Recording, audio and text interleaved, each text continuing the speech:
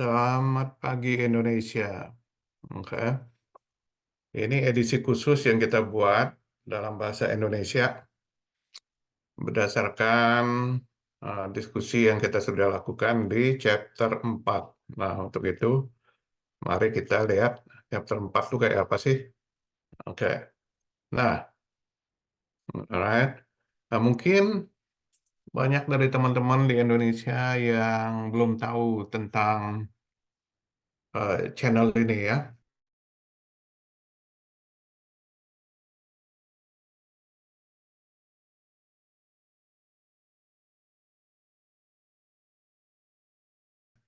Ini channel ini kita beri nama bertujuan paling tidak untuk membantu ya semua untuk mengetahui ya untuk memilih mengetahui dan memilih eh,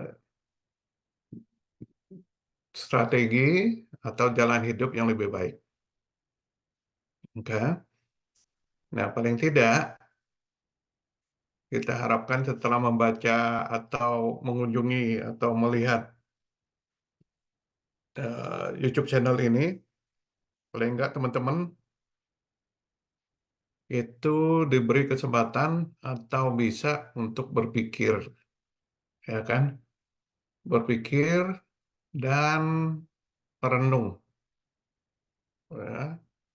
Merenung satu pertanyaan yang sudah sering kami kemukakan, yakni apa sih tujuan hidup kita di dunia ini?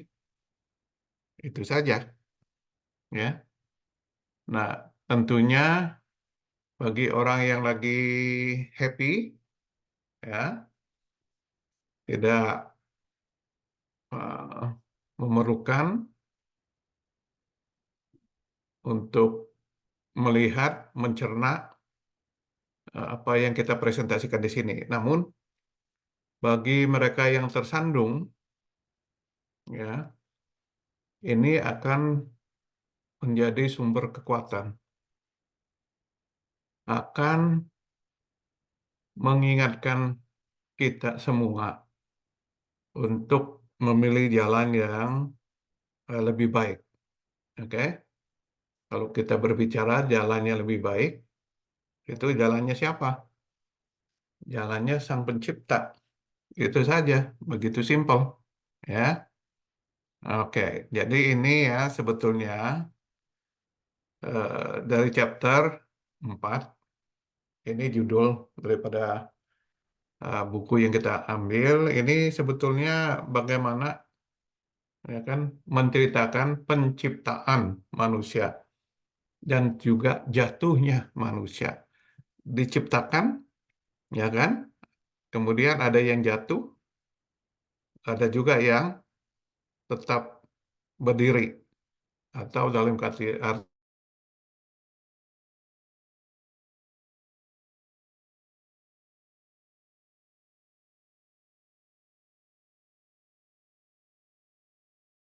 arti kata sukses. Nah, kita tinggal milih ya dalam arti kata duniawi. Oke. Sukses dalam arti kata menjadi pelaku firman, mengikuti firman, ya kan? Apakah firman itu di apa dikatakan di Alkitab atau di eh, buku-buku ya yang dipakai ya dalam keyakinan kita masing-masing, tidak perlu hanya Alkitab ya, karena setiap agama itu mengajarkan hal yang benar gitu loh. Namun YouTube channel ini ya itu melihat dari kacamata Alkitab Nasrani ya, lebih tepatnya lagi dari iman Katolik. Oke. Nah, namun perlu kami jelaskan juga bahwa Di dalam Alkitab itu tidak pernah kita ketemukan nama atau istilah Katolik, tidak pernah disebut, atau istilah yang lain-lainnya tidak pernah. Jadi sifatnya universal, ya, sifatnya universal. Oke, ya. Jadi bagi teman-teman, ya, yang memang memerlukan, mari silakan. Ya. Jadi di sini kita berbicara mengenai sesuatu yang universal, sesuatu yang universal, ya, tidak tergantung dari warna rambut kita apa, dari negara mana, ya, dan seterusnya. Ini mengajarkan hal yang benar, ya, ya sedikit gambaran, oke. Eh, bahwasanya, ya, bahwasanya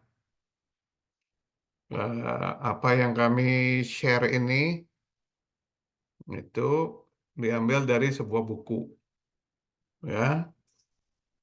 Walaupun buku ini ditulis oleh seorang suster beragama Nasrani atau Katolik, tapi tidak berarti buku ini hanya ditujukan kepada mereka yang beragama Nasrani. Ya. Kurang lebih 20 tahun yang lalu, kami membuat atau mendirikan website yang namanya GHTH, Get Help to Help. Ya. Kami menerima berkat, ya, oke, bantuan dari orang lain untuk disalurkan kepada orang lain. Jadi, di bawah itu, we bridge people who are in need. Kita ini hanya jembatan saja yang menjembatani dua pihak. Oke, yang punya lebih dan yang punya kurang. Kita match. Oke. Nah, kita tadi kan berbicara mengenai buku. Jadi buku itu, ya, sudah tersedia di sini. Kalau teman-teman lihat di resources, kalau diklik ya, resources, ini di bagian, di scroll down di bawah, ya, teman-teman akan melihat. Nah, ini, ya, Mystical City Yoga, diklik. Nah, inilah chapter-chapternya yang ada. Ya, kurang lebih 40-an sampai 50 chapter. Oke, yang bisa dilihat. Nah, tadi kami kan sudah menyebut tuh chapter 4, ya, Creation and Fall of Man. Jadi kalau memang ada kesempatan, ya, silakan untuk membaca dari YouTube channel kita ini diskusi yang telah diberikan dari chapter 1, 2, 3. Karena kalau tidak, ya, eh, ini seperti cerita, ada cerita yang atau bagian yang hilang. Jadi ini cerita bersambung, ya, kita harapkan. Jadi teman-teman, sekali lagi, memerlukan waktu untuk melakukan perenungan. Jadi ini bukan channel seperti yang lain-lain yang tentang eh, makanan. Ini berbeda, ya. Ini berbeda dalam segala hal, ya. Yang salah satu yang penting adalah bagaimana chapter ini ingin membantu semua orang, oke, untuk memilih jalan yang lebih baik. Nah, kalau kita berbicara mengenai jalan yang lebih baik, oke, nah kita kembali ini, ya, dari chapter 4 ini diklik, ya, hasilnya apa dari chapter 4. Kalau kita klik chapter 4 itu, nah inilah nih, ya, nah, kami ambil chapter 4, ya, itu, dan dibuat dalam satu file di mana kami bisa menambah atau mengurangi, gitu loh, tanpa merubah, ya, merubah teks aslinya. Ya pada dasarnya beginilah, gampang ya. Jadi kembali, segi pandang daripada diskusi ini adalah dari segi pandang Katolik. Oke. Namun aplikasinya bisa kemana saja, ya. Karena manusia itu diciptakan tidak berkotak-kotak, gitu. Tetap saja manusia, gitu kan. Bisa dilihat di buku manapun juga, ya. Buku sucinya masing-masing eh, yang berbicara mengenai apa, ya. Berbicara mengenai manusia, bagaimana manusia itu dibentuk, ya. Nah, mungkin ada sedikit perbedaan mengenai bahasa, namun ya, esensinya sama. Manusia diciptakan oleh yang kuasa. Oke.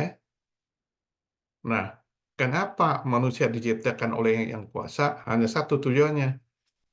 Karena yang kuasa itu ingin memberikan berkat, berkat kepada semua manusia, ya, terlepas dari warna rambutnya, oke, atau di mana dia tinggal, ya. Karena di mata Tuhan manusia itu sama, anak-anak dia yang dia cintai, gitu loh, yang dia cintai. Jadi pada saat pembentukan ini, ya, manusia tidak berarti bahwa Tuhan itu tidak mengalami tantangan. Tantangan itu datangnya dari malaikat, malaikat yang tidak menyetujui, ya, penciptaan manusia karena, ya, Allah di surga itu menyatakan bahwa manusia yang bakal diciptakan, oke, olehnya. Jadi eh, itu menjadi pihak yang perlu eh, yang menjadi pimpinan. Nah, di sini kita berbicara mengenai Isa Al-Masih, ya, bukan Adam, ya. Isa Al-Masih atau Yesus, ya, dan Maryam atau eh, Mother Mary, oke. Nah, jadi di chapter-chapter selanjutnya itu sudah disebut pada saat Allah membuat rencana untuk menciptakan, oke, Isa Al-Masih dan Mother Mary, Bunda Maria, itu dengan satu tujuan, oke, dengan satu tujuan supaya apa? Ya, supaya manusia-manusia selanjutnya, ya, para pemeriksa dan saya itu bisa di-create, maka dimunculkan, oke, untuk menjadi apa? Untuk menjadi teman-teman, oke, teman-temannya dalam hal ini temannya, ya, Kristus atau Isa Al-Masih, gitu loh, ya.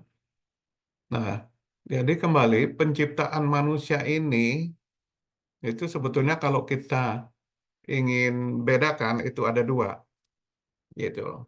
Satu itu Isa Al-Masih beserta Bunda Maria. Yang kedua manusia seperti kita-kita ini, gitu loh. Ya, sebetulnya ada dua. Nah, banyak pihak yang tidak mengerti yang pertama ini. Oke. Yang pertama ini sebetulnya diciptakan itu juga melalui dua proses. Yang proses pertama pada saat Allah, ya, itu merencanakan, oke, merencanakan untuk menciptakan Isa Al-Masih atau Yesus Kristus dan Bunda Maria. Itulah tercipta di dalam intelijen, ya, intelijennya Allah, itu sendiri. Nah, proses yang kedua itu adalah waktu yang tepat di mana, ya kan, Isa Al-Masih berserta Bunda Maria itu akan disampaikan kepada dunia, gitu. Oleh karena ini banyak orang confused, banyak orang bingung, ya, banyak orang bingung, gitu loh. Nah, paling tidak di sini kami sudah berupaya untuk menjelaskan, gitu loh, ya.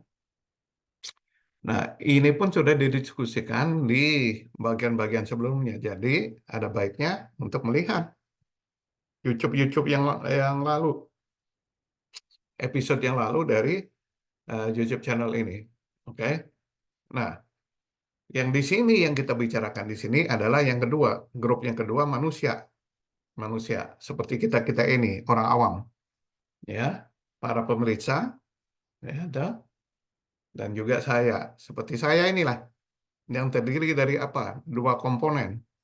Satu yang namanya organik, ya kan?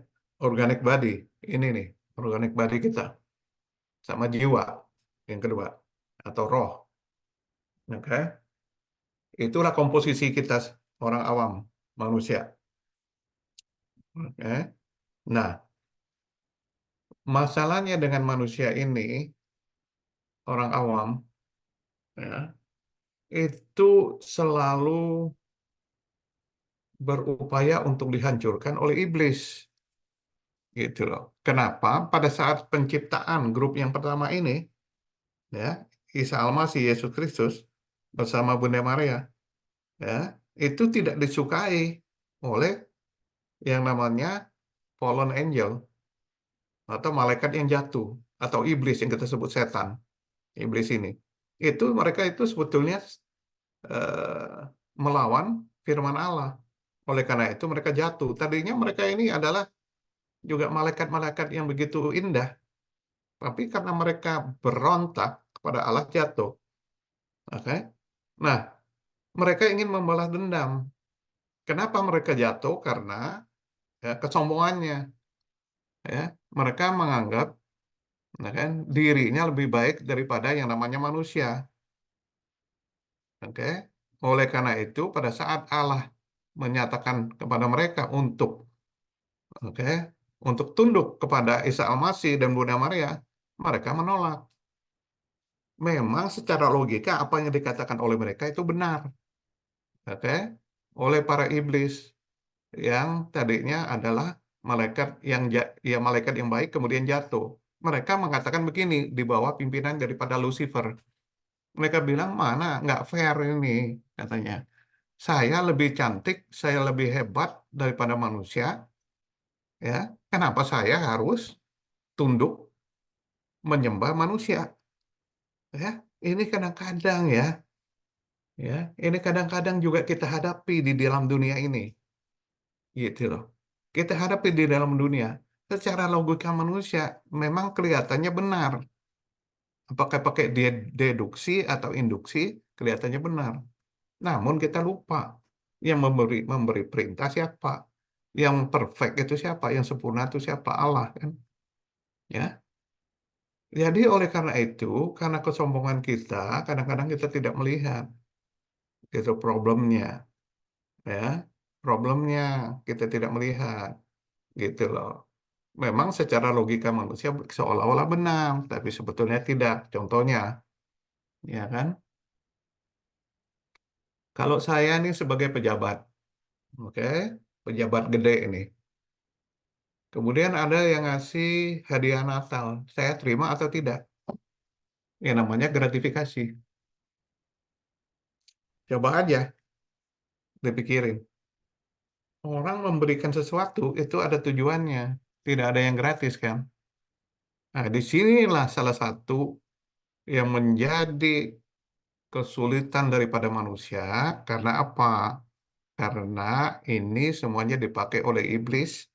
Ini hanya salah satu contoh untuk menjatuhkan manusia. Nah, seperti ini ya. Manusia yang pertama ini kita sebut nih Adam ini, ya. Adam ini sebetulnya pada saat dibuat dan Eva ini semuanya perfect, perfect dia. Tapi seperti yang dikatakan tadi, iblis berusaha untuk menjatuhkan manusia dengan segala cara, ya. Dan iblis bisa mempengaruhi otak kita. Otak kita nih, ya. Kita kan sering tuh selalu ada suara. Yang satu bilang jangan, yang satu lagi nggak apa-apa, oke? Yang satu lagi jangan, nggak apa-apa.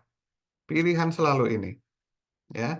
Nah, orang yang tidak atau yang dijauhkan atau yang tidak diprotek atau yang tidak dibungkus, ya, dengan firman Tuhan, yaitu pada akhirnya akan jatuh seperti di sini, gitu loh, ya, seperti di sini. Jadi prinsipnya apa? Kita ini selama di dunia yang kita sebut masa percobaan kita ini ada di dunia ini, masa percobaan. Dalam masa percobaan ini, ya, ada dua kemungkinan, kita sukses atau gagal. Seperti kalau kita mulai bekerja di perusahaan, itu selalu ada masa percobaan selama 3 bulan atau 6 bulan. Kemudian dievaluasi. Kalau lulus terus, kalau enggak jatuh. Sama juga seperti apa? Untuk menjadi pegawai negeri ASN, ya kan? Atau menjadi dosen, gitu. Dalam 1 tahun masa percobaan. Jadi kembali, ya, karena, ya, tujuan daripada iblis itu yang fallen angel yang jatuh, ya, yang malaikat yang melawan Tuhan kemudian jatuh, ya, itu berusaha untuk balas dendam, ya kan. Dari sini aja kita lihat kan nggak benar, mereka yang berbuat salah mereka menganggap Allah tidak fair, gitu loh, ya. Itu loh, ya. Nah, jadi paling nggak teman-teman nih sudah tahu nih ya, sudah tahu nih. Kalau mau berdiskusi atau ada pertanyaan, silakan ditulis itu di komen di bawah. Kita akan berusaha jawab. Oke. Nah, kembali, manusia itu pada saat dasarnya pada saat diciptakan itu baik, tapi oleh iblis itu berupaya digerokotin tuh. Sedikit-sedikit, oh nggak apa-apa, ya, nggak apa-apa sekali-sekali. Sekali-sekali menjadi 2 kali, 2 kali menjadi 3, akhirnya menjadi kebiasaan. Oke, kebiasaan kita berbuat terserah apa itu, ya kan? Ya, sesuatu yang pada akhirnya akan berbalik ke kita, yang menyebabkan kematian kepada kita. Oke. Nah, jadi ini yang kalau kita lihat di sini, ya, yang di warna biru ini, warna biru, ya, warna biru itu nanti bisa dibaca, ya kan, di episode 22. Oke. Nah, ini yang penting nih di eh, di highlight warna hitam. Walaupun iblis, ya, itu sebetulnya tidak punya kuasa untuk menjatuhkan manusia selama manusia berada di dalam lindungan Tuhan. Nah, perisai ini bisa digerogotin sedikit-sedikit, digerogotin, ya kan? Pada akhirnya akan jatuh. Ya, di sini, oke, iblis itu he studied and plotted out. Dia mempelajari kelemahan setiap orang itu apa. Yang jelas, secara umum, oke, manusia itu, oke, akan jatuh atau senang kepada hal-hal yang sifatnya duniawi kan, betul kan? Gitu loh, ya. Nah, sifat duniawi inilah yang dipakai karena setiap orang itu berbeda. Ada yang eh, suka koleksi mobil mewah, ada lagi yang suka pergi vakansi ke luar negeri, ya, ada lagi yang lain-lain. Nah, ini dipelajari ini sama iblis. Ini kelemahannya apa? Gitu loh. Kelemahannya apa? Kelemahan itu kemudian akan dipakai dan disitulah jatuh. Maka contohnya, apakah sih ke luar negeri kan perlu banyak duit tuh, betul nggak? Koleksi mobil mewah kan perlu banyak duit. Duitnya dari mana? Ya, jadi pinter itu iblis. Begitu kita kena jatuh, kita sudah lihat banyak kejadiannya kan akhir-akhir ini nih. Kita tidak perlu sebut namanya, gitu loh. Tapi kan teman-teman kan bisa baca itu, ya kan di berita-berita, lihat-lihat apa berita TV atau berita di koran-koran, yang di online news itu bisa dilihat. Nah, ya kembali, apa sih yang menjatuhkan manusia? Kita lihat di sini ya. Alright, kita lihat nih di warna biru. Setan, iblis tidak akan diam. Mereka bekerja 24 jam untuk menjatuhkan kita. Kalau kita tidur, oh mereka masih bekerja, ya kan? Nah, tujuannya kembali bahwa mereka ingin menjatuhkan manusia karena itulah yang menjadi apa yang sudah mereka katakan. Malah mereka katakan itu bahwa mereka akan menjatuhkan manusia di depan Sang Pencipta. Ya, jadi kalau bahasa Inggrisnya vow, V-O-W. Mereka sudah vow, oke? Mereka sudah apa ya? Bukan janji atau janji, kalau janji promise ya. Ya. Ini ada kata vow ini lebih bersumpah, bersumpah. Itu luar biasa. Jangan coba-coba kita bersumpah. Oke. Kedua, ya, setan itu akan selalu apa? Membuat perangkap. Perangkap. Kadang-kadang perangkap ini kedengarannya baik, gitu, baik sekali, baik. Ya, sebagai contoh. Nah, ini kan untuk membantu para orang-orang yang memang perlu dibantu, ya kan? Jadi saya ini melakukan hal yang benar di mata Tuhan. Ya, sebagai contoh kasus ya. Tapi ini hanya contoh saja. Yang sekarang lagi ramai kan soal itu. Oke. Masalah apa? Ya, masalah di Kementan. Oke. Kemudian masalah itu timah. Itu aja dua kasus. Yang lain-lain kan kita nggak perlu sebut ya. Gitu loh. Nah ini. Oke. Yang kadang-kadang kita harus punya wisdom.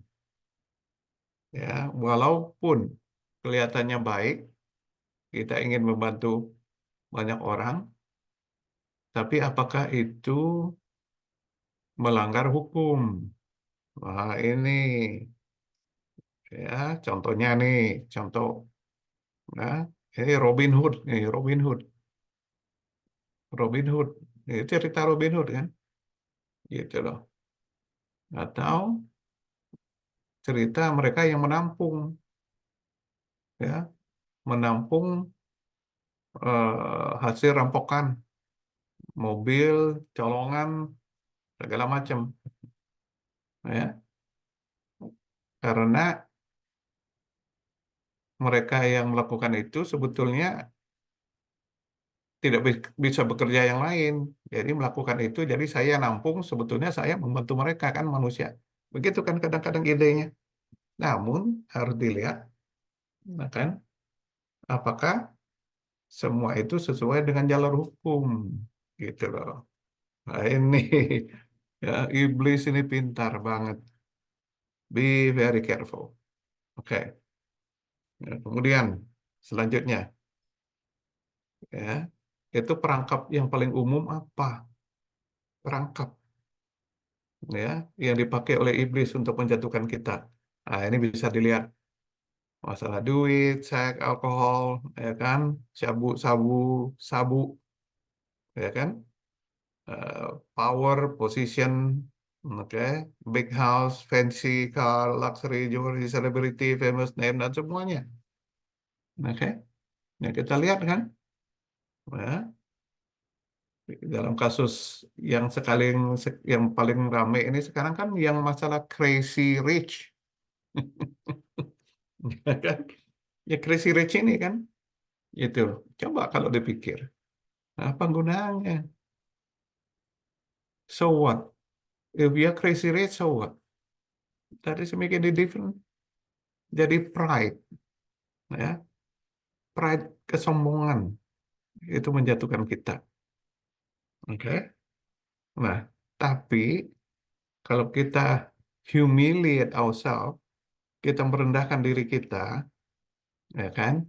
Kebalikan daripada kesombongan, itu kita akan selamat. Tapi kalau kita sombong, seperti ini cerita, ya, cerita daripada Lucifer ini yang sombong. Dia sombong. Dia bilang, ya kan, saya lebih hebat dari manusia, saya lebih pintar, jadi saya yang harus menjadi pemimpin, pemimpin manusia dan pemimpin daripada malaikat lainnya. Nah, di sini dia melawan, oke, karena kesombongannya, gitu loh. Nah, untuk lebih jelasnya, kami persilakan teman-teman untuk melihat, ya, chapter 1, 2, dan 3.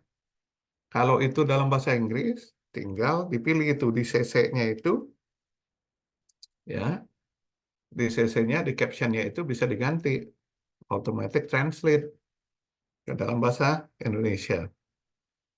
Oke, baik. Jadi kita tidak berpanjang lebar ya, teman-teman ya. Karena ini juga sudah mungkin sekitar 30 menit. Jadi tidak bisa diceritakan semua. Nggak bisa. Karena snapshot aja ini.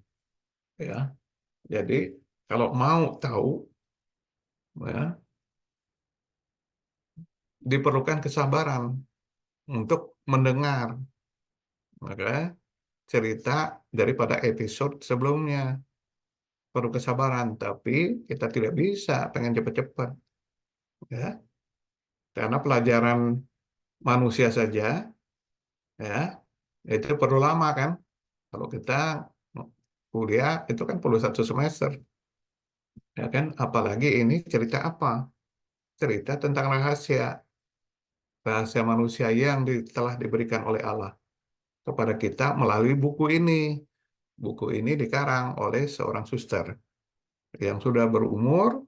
Buku ini dikarang 400 tahun yang lalu atau lebih. Tapi tidak tidak banyak orang yang tahu. Oleh karena itu kami berupaya untuk menceritakan kembali semua ini kepada teman-teman yang lain, berbagi berkat supaya orang lain juga beroleh keselamatan. Oke, baik kalau gitu. Jadi sekali lagi, ya, kalau memang ada pertanyaan gitu loh, ya, itu silakan. Ya, kita berusaha berupaya untuk jawab, tapi tidak promise, tidak janji bahwa kita akan bisa jawab semua. Ya, yang bisa menjawab semua itu hanya Allah.